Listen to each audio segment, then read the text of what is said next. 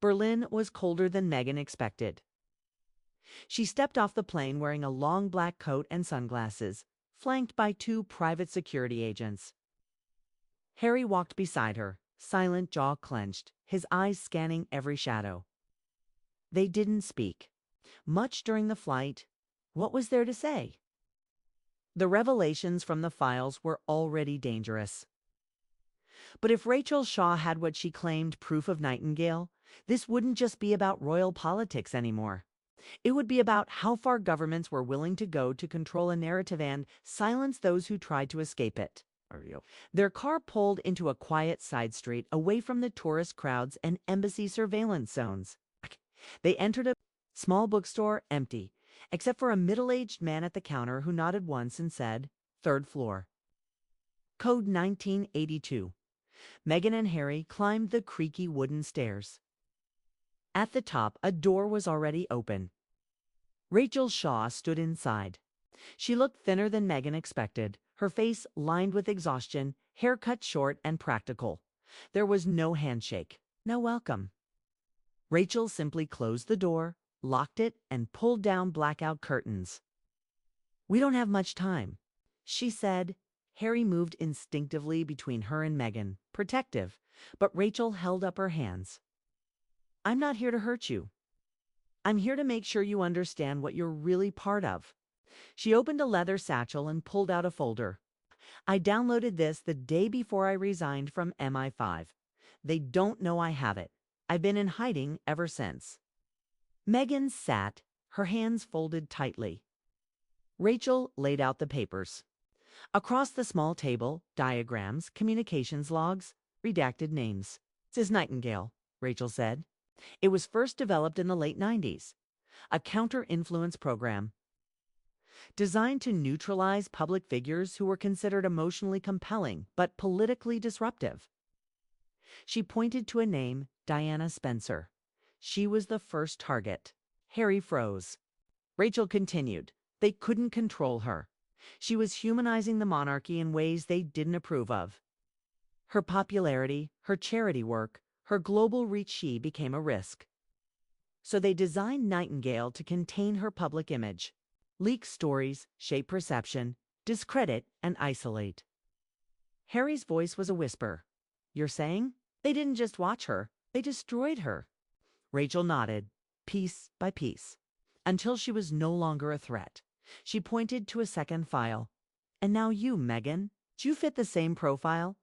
Independent, influential, emotionally resonant.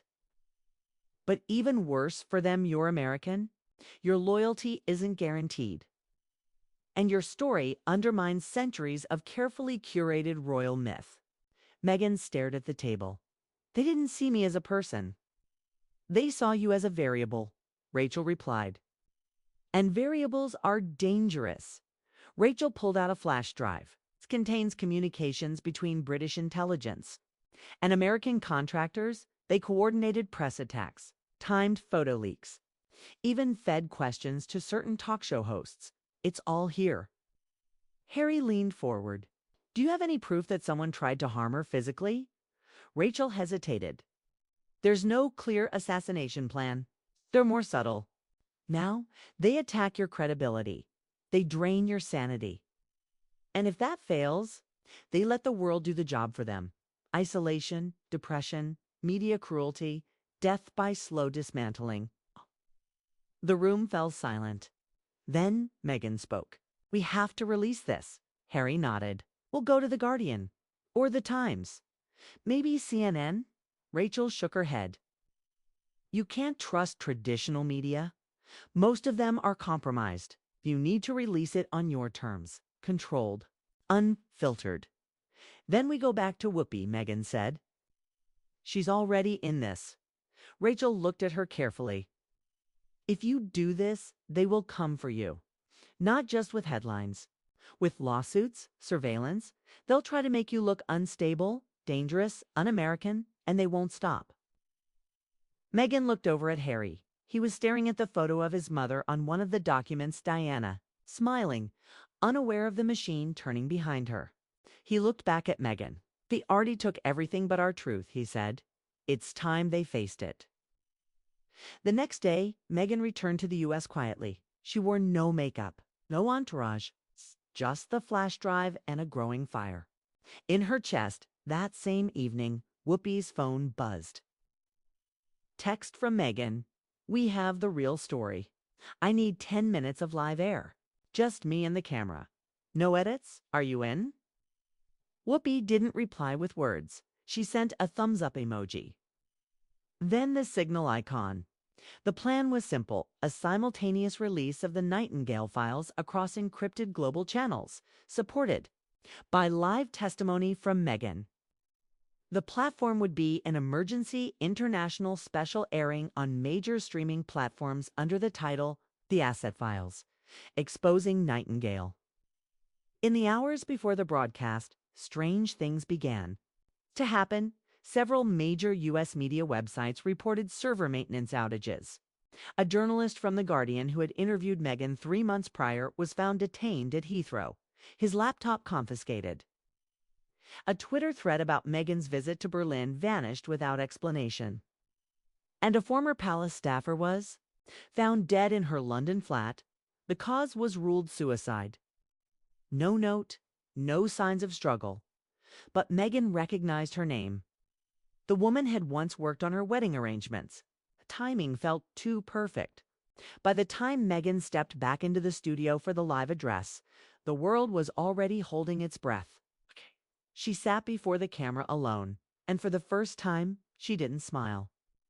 She just stared into the lens, took a breath, and said, I was never meant to survive this.